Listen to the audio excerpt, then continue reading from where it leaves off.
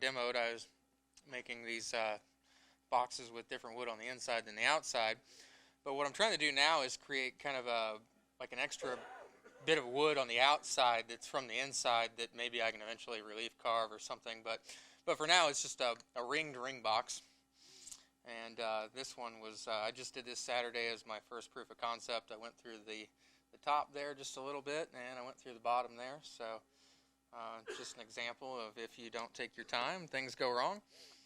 And then this one I made yesterday, and just decided that I had to thread one.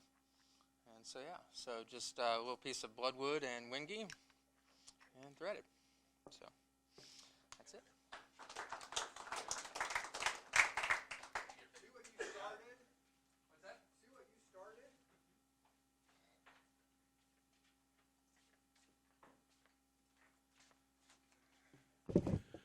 Okay.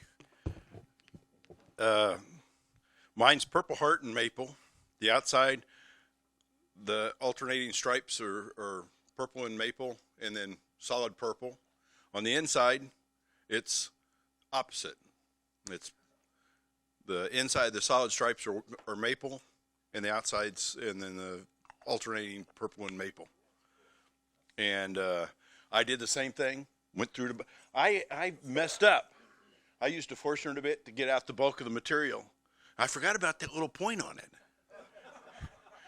So it was going to go. So I just put a new disc in the middle, in the bottom.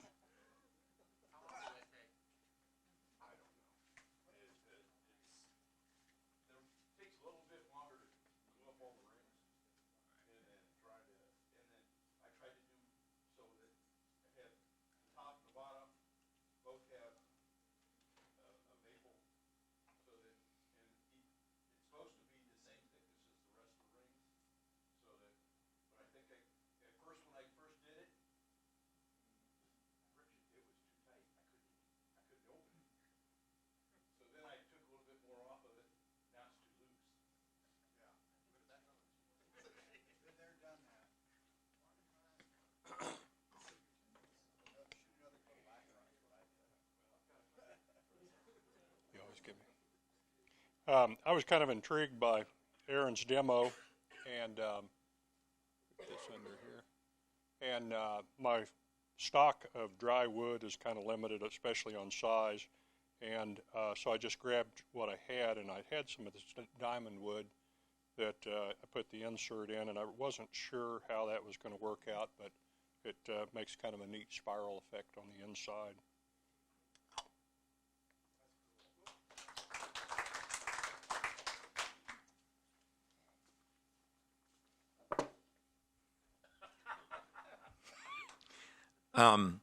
Okay, so mine is it's not done yet.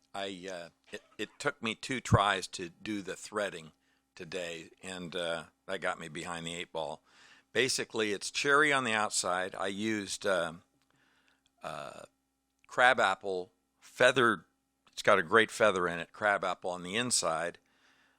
African blackwood as far as the threads, and then I added the top piece, which was a leftover piece of epoxy pine cone that I had done about a year ago, and so I left it. I'm going to just put a finish on it. I'll probably use the 3408, the 3804 finish on it to finish both the inside and out. So that's why I left it on there.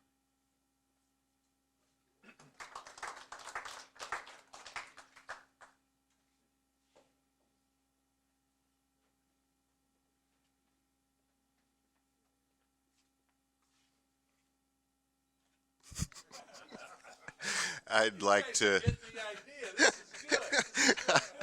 I'd like to thank Aaron, number 1, for doing the demo, and number 2, for taking the most simple wood turning project of building a box and making it the most difficult that you possibly could. That's what I ended up with, an 8-hour project that looks like it should be about a 30-minute project. But the only thing I I knew the steps that Aaron had done, but as I was doing it, I never could remember any of them. So I kind of had to rethink everything that you were telling me. I anticipated this box being about half the height that it was, and I don't know where I went wrong, but had a square block that I started with and drilled holes in the center on two sides, and that's what allowed me to pull the inside wood to the outside on the sides, and then went through the bottom here, or actually I exposed the bottom, but I had turned it and a little chunk had coming out. And then on this side, I totally missed where I was supposed to be on the bottom, and so it's just all the inside wood, but I didn't cut holes in the bottom, so I was happy with that, and it makes a nice little pop. So.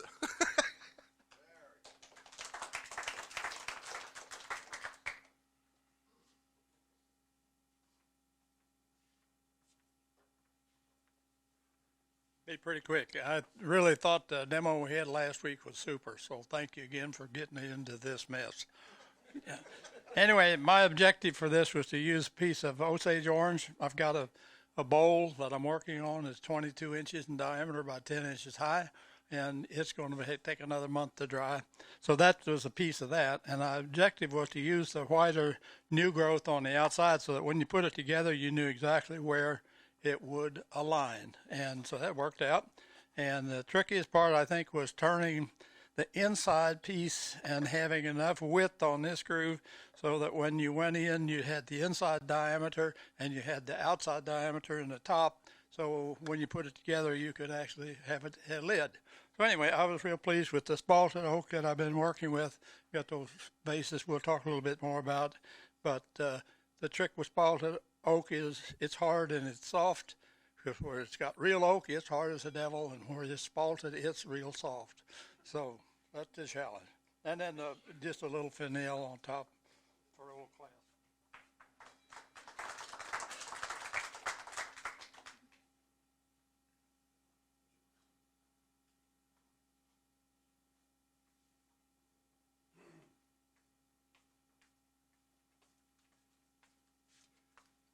Well, I think I misunderstood. They were talking about putting stuff on the inside and the outside, and all I heard was in the middle, and so I just put mine in the middle like that. It's walnut and it's dogwood. It was kind of fun. It was interesting, but Always one in the crowd. and it's just Middle of the road. lacquered. Middle of the road.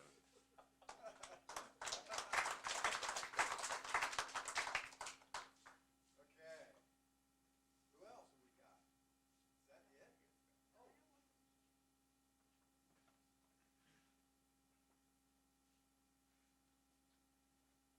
Have you got a ticket, Ann? No.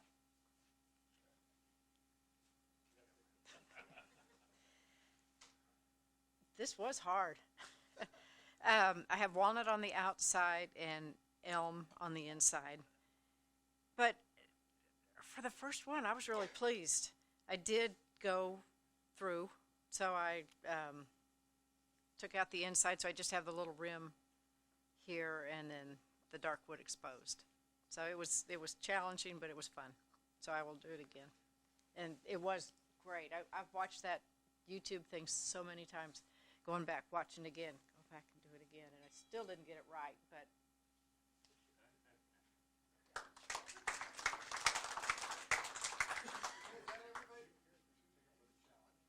Is that everybody who's brought a challenge item? And has everyone got a ticket in the bowl? All right. Now we need an impartial third party. Sue, pick out a winner. Let me tell you what the last three digits are supposed to be. I'll just read them off. 902. You're supposed to say 898. Anthony again? Well, good for you, Anthony. Anthony, he needs a new tool. Congratulations, Anthony. All right. Now, there are some real interesting show and tell items here. And I mean, this spans the spectrum from paperweights, some really incredible stuff. Is this your Stuart? Yeah, I'll What explain it. happened? Okay. What happened? So we all use chucks. This is a Vigmark VM 120. I had a big bowl on it, and unfortunately, I had to cut the bowl off to be able to get the wood off of the chuck, because the chuck, when I went to turn to open it up, all I heard was crackle, crackle, sounded like Rice Krispies. Which, if you look closely here, the metal on the scroll for the chuck in both locations where you turn broke off. When I asked the Vigmark people, the reps, about this, they say, "Oh yeah, that happens." Okay, and how much time do you have before you're warranted for it? A year. That's great. 6 years, no warranty. So the combination of the scroll and the pinions, and if you get a chance, if you haven't already looked at them, these are harder than this metal, which is why they break. So when you go to use your chuck and they say, you know, clamp down on it to make sure that your wood stays in there, if you hear it go crunch, crunch, you knew you clamped a little too much.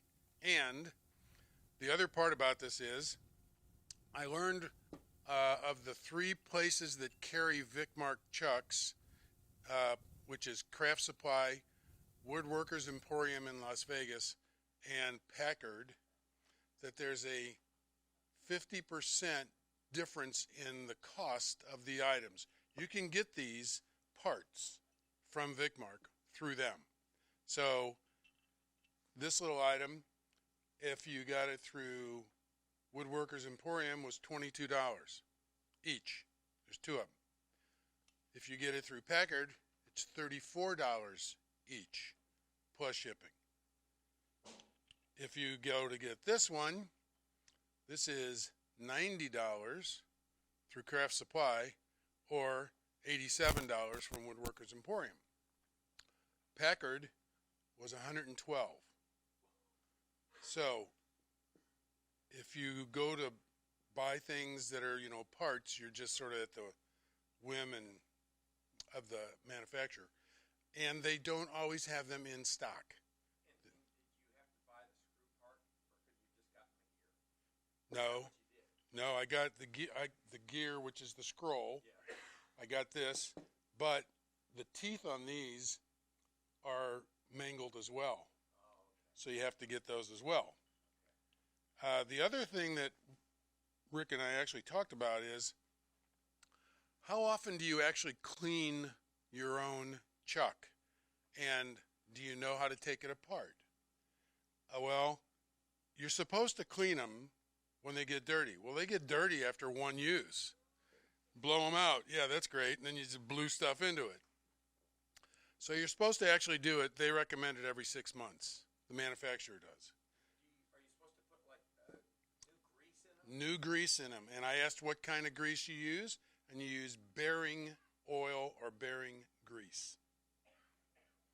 Other people have used things like silicone that you can use on your bicycle gears. Liquid Wrench has 5 different oil and lubricants that you can use from dry all the way through an oil. But they recommend like a packing grease.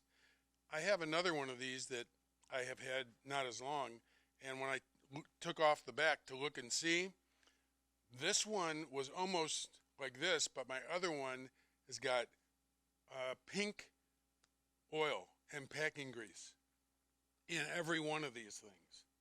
So was it because of not having the grease in there that it broke? They didn't think so. Vigmark didn't think so. So, at any rate, you might go home and take yours apart. There's lots of good YouTube videos on how to do it or undo it.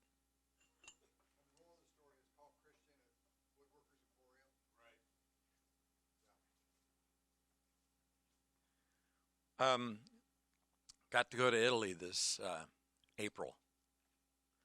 And the highlight of my trip was bringing back a piece of alabaster that we visited in Volterra. I got to go to this workshop, and Giorgio showed me how to turn alabaster. And so anyway, he sold me this small little piece of alabaster, and I didn't want to waste any of it, so I put a block on this end and turned the outside shape, and then I really wanted to do Kevin's technique where it was a segmented rim, and I just didn't get around to it, so I decided to just do an epoxy pour, and so basically just poured in the bottom of a cottage cheese container, stuck the alabaster in there, and it worked out great. Basically, bowl gouge and a round scraper is all that it took. I ended up turning it about a 1/4 inch thick. Now there's 4 different kinds of alabaster, and I can tell you that I think this is a Scaglione, a translucent alabaster. There's the white opaque alabaster. There's the alabaster characterized with dark veins and something else, and then there's the alabaster that's in Colorado that has red and browns due to a presence of iron and magnesium oxides, but it's very soft. So it was actually fun to turn. Well, it's stone. I mean, yeah.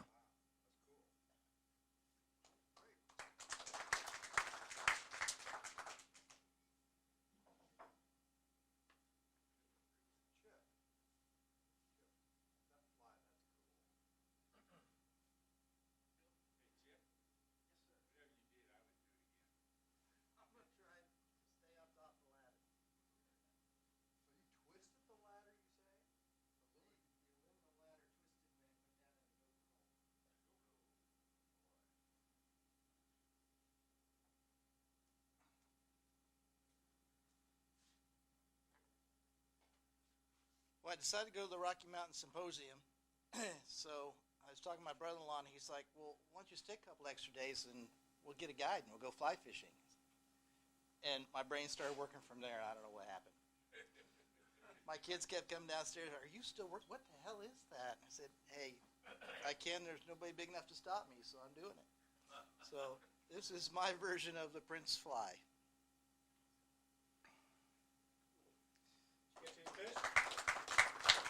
With this? No, yes, I caught plenty of fish.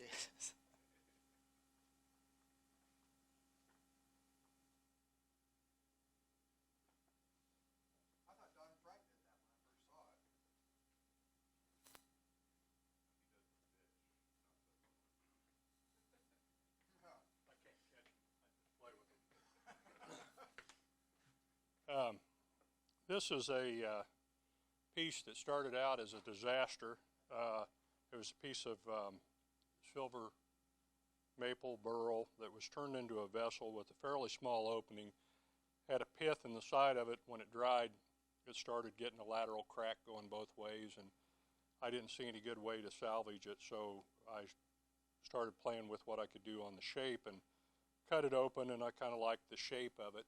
But because it had a small opening, I hadn't gone to much trouble to get it smooth on the inside, let alone sanded it. And I found that it was pretty well impossible to sand the whole inside because of getting under here, because I no longer had a tenon on it. And I thought it would be nice to be able to show the crotch, on the inside as well.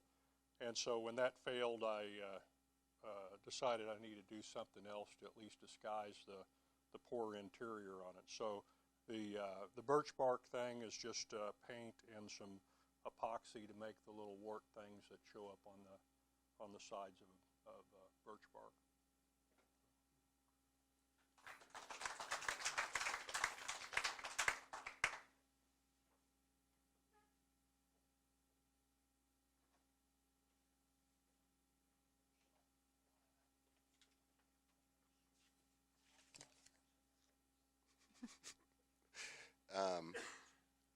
Bought a piece of elm back at the auction one time, and it had a little bit of a taper to it, so I kind of saw the shape that I was going for was going to V a little bit, and started turning a box, which this is 2 pieces. It is a box.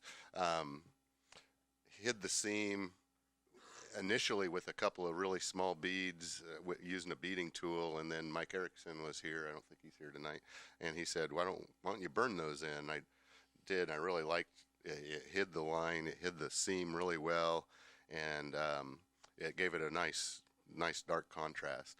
On the top, though, I'm looking at it, and I'm kind of got a box in mind, and then I'm looking at it, and it's like, this is a vase. So I kind of played with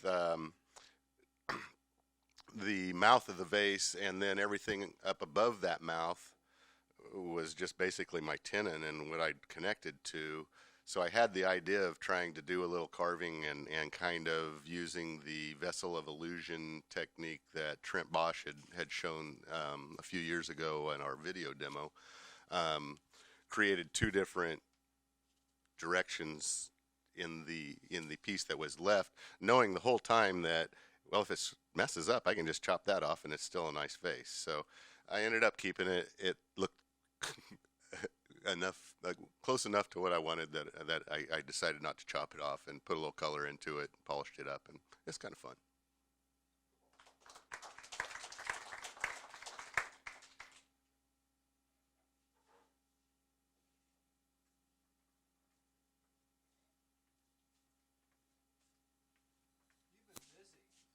Yeah, I'm thinking about different ways to make scoops. This is something that I learned from Soren Berger. It would have been the late 90s, but I don't remember exactly when. And he made his a little closer to what was it Ali Evisara made, where it just offsets on one end. When he was here, he made one. It's the only wood turning class I ever took. Soren Berger was here. He was out at Sharp Tools, and so I didn't want to do that. That wasn't enough, and so I decided I was going to offset both of them and create this tighter bend. And I don't know if you guys have ever met me, but it wasn't quite working right. And so I just kept pressing it harder and harder, and eventually it blew up, and I didn't have to worry about it anymore. But, I mean, they're kind of fun. This is, I made this one about 5 or 6 years ago, maybe 10 years, I don't remember. But this was the idea I had then. It's turned sort of similarly, but it requires too much handwork. I didn't want to do that. And so this is the version that has almost no handwork in it. And I think it looks okay. He used on second thought, let's see, I bought nylon. This is the chuck that you use to hold the piece. Oh, I didn't bring that one. The one that was over there. When I first started out, I used a cup chuck. And the problem with the cup chuck is, well, these have been turned this way, and so they are round. They are not necessarily round this way. That's just how close you can make it. And so a cup chuck doesn't hold that very well, and it's easy to knock them loose. And so I had another one I was looking for, and I meant to bring. It's made out of walnut, and it's got this very black line burned into it where it came out of the chuck and latched onto the tool rest, and the lathe kept going, and smoke and everything. And so this is definitely much better in hanging on to things. I tried some tube, like not surgical tubing, something a little stiffer than that. And I had varying amounts of success with that. All of them except, well, one of those over there. All of them except one of those. I used the pin jaws for the stronghold. They have the real tall jaws, and I put the tubing on that, and it held it quite well. I actually own a pair of tower jaws, so the jaws are that tall, and this fits in there very well. Then it leaves room for the vessel to stick out through the bottom. And so this is the one. You see this one? I haven't finished the bottom on it, and that's because you can see light through it, And so I consider that not a functional scoop. This is the same. I turned 3 or 4, well, I turned 4 of these actually, and they're made out of ash. I just wanted to see how thin I could make them. I used light. You put light behind the bowl, and then you can, as you turn, you can see the light shine through, and it tells you when it's the same thickness. And so I made 4, and I don't know if you can see that. 3 of them worked. Yeah, most of the time.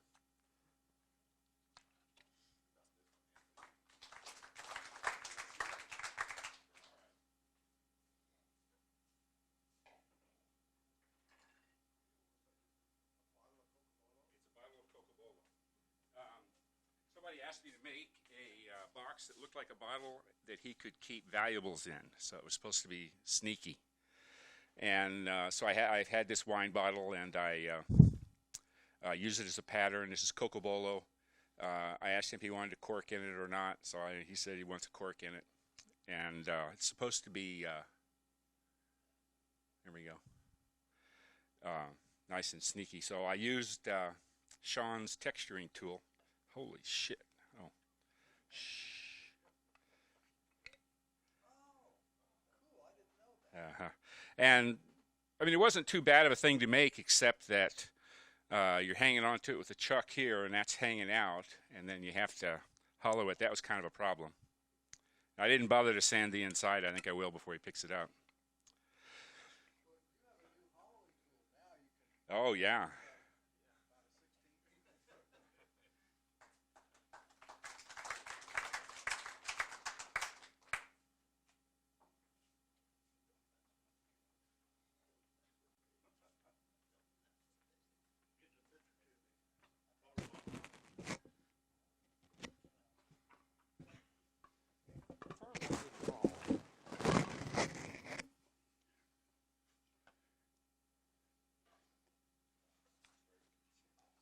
Basically, my sergeant at arms here. The issue I wanted to kind of point out was that I haven't done very much deep turning at all. So we started out with a study and form, and I said, well, things that are shaped somewhat like this would be kind of neat to do in various sizes. And this all comes from the same tree. This is a spalted oak tree, oak tree that has been spalted. And they are sanded inside and to the bottom. And so we talk about things you need to do, or that I thought we needed to do, was to create an adequate leverage scraper. And so this is a grade 8 bolt welded to a piece of plain steel and inch rods. And I don't endorse or recommend this approach at all. I'll take no liability on here, but it worked. And so grade 8 bolt, I was using a cutter and cut out a square chunk, and then sharpened it on the side on the CBN wheel, and it lasts maybe 5 minutes of cutting at the most, and you get to do it again. So the issue is this is turned 17.5 inches to the bottom, and so you are out here this far, and you need to have some leverage. Well, it probably could have been a foot longer, but I'm out of space. And the long story of it short is that, okay, that'll get you your scraping on the side.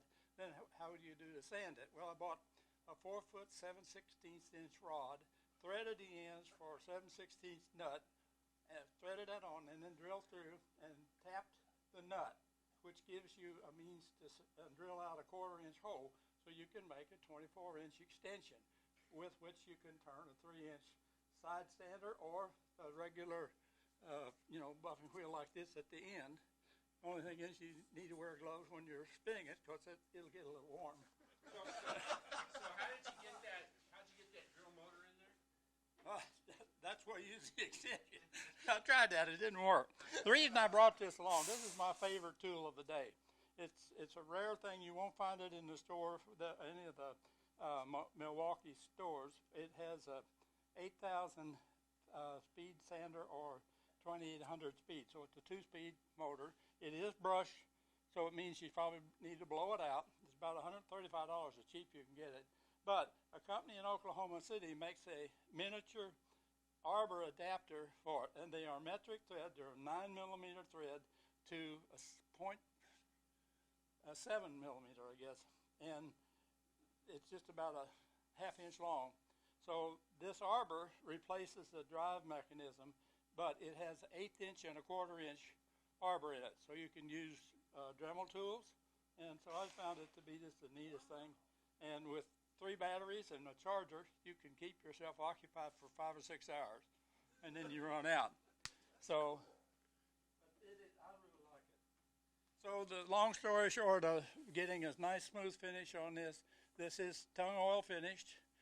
When I started, because it was spalted, I used a product called PC Solidify, or PC Concrete. Anyway, Westlake carries it, and I put that on as the spalting. So what that does is firm up the spalted part so that you get something of consistency. And the reason that that exists is as you're turning, you have this tool in here, and the oak is hard, the spalting is not as hard. So you end up, I don't care which tool you're using, it goes oval. So the way around that is you put your tool rest out here with a pin in it, so that when this tool goes up against it, you have leverage to control where the tip is going, right? And of course, you're hoping you don't get a catch. To get interesting. So the problem too is that as that's spinning, this you can, by keeping leverage against it and also keeping it flat, slightly above center, you're able to actually turn around whole in the middle of it. And I defy anybody to take a mixed hardness and keep it round with a regular tool. If you can do that, you've got it down. So this is how I solved that. That's incredible. Need help? Yeah, please. And you didn't have a catch. By the way, this one blew up entirely, and because it's spalted, you can't tell it. You got to see it. Oh, well. Thank you. So it was a lot of fun.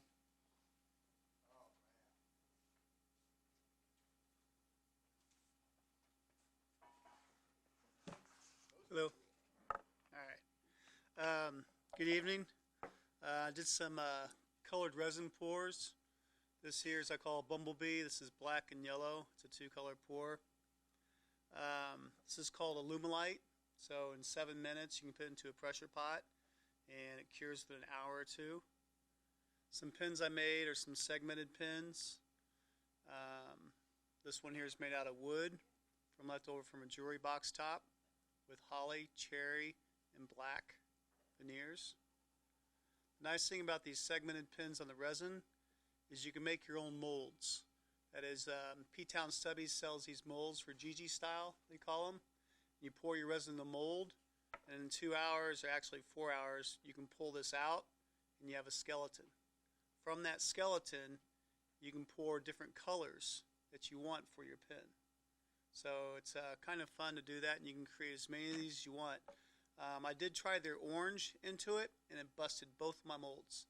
The orange pigment from Alumilite, it just tore them up. I don't know why, and they turned like a light blue. So I don't use orange anymore. So any questions? No? All right. Thanks. Appreciate it. Well, when you pour this, you get like 5 7/8 inch blanks, and these are good for rollerball pins and fountain pins. And this size here is you can get 6 3/4 inch out of 1 pouring. So how much time does it take for it to set up? The fast only takes an hour and a half, 2 hours, which is in the pressure pot, and the slow takes 3 to 4 hours. So, and then you can start cutting and turning. I've seen people turn the fast within 30, 40 minutes, and I thought that was crazy. But I usually wait at least an hour or 2 in the pressure pot. So So are you selling those blanks or anything? oh, of course, everything's for sale. No, I do sell them. I've sold them some craft shows and stuff. I sell them for $8 a piece, 2 for $15, or 3 for $20. So if anyone's interested, I got my business cards there, and you can contact me. So I don't know what the rules and policies here are there at the Guild. But I do have some business cards if you're interested. Thank you. Appreciate it. All right.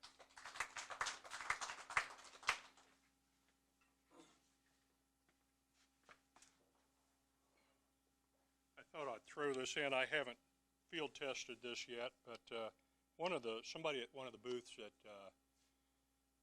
SWAT had a lighted bar that would go. Does Cindy have it? Okay. It went on the front of your tool rest. Yeah, so that when your tool rest is across there, it illuminates in the inside of the bowl or whatever, so you don't have to worry about getting a light faced where where you want it.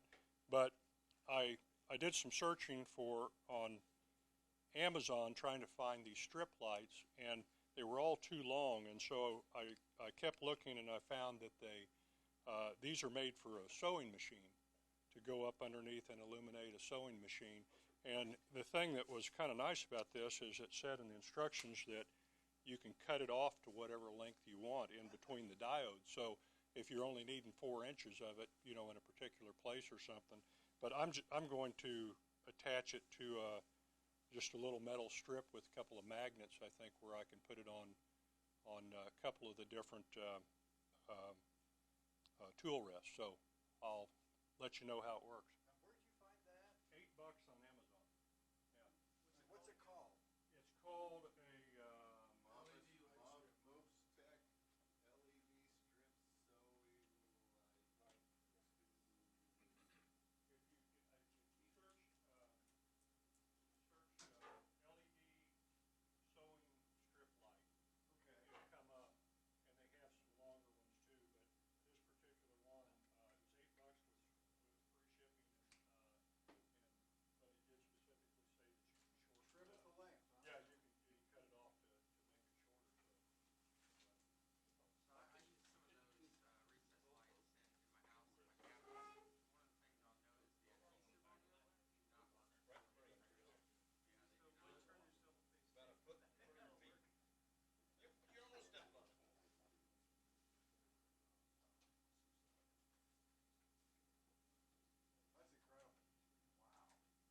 Okay, we got any other show and tell items? Talk about a variety of stuff here. I mean, that's really incredible. Alabaster and flies, lights, you name it. Okay. Don't forget, the meeting next month, December 9th, is going to be our holiday party.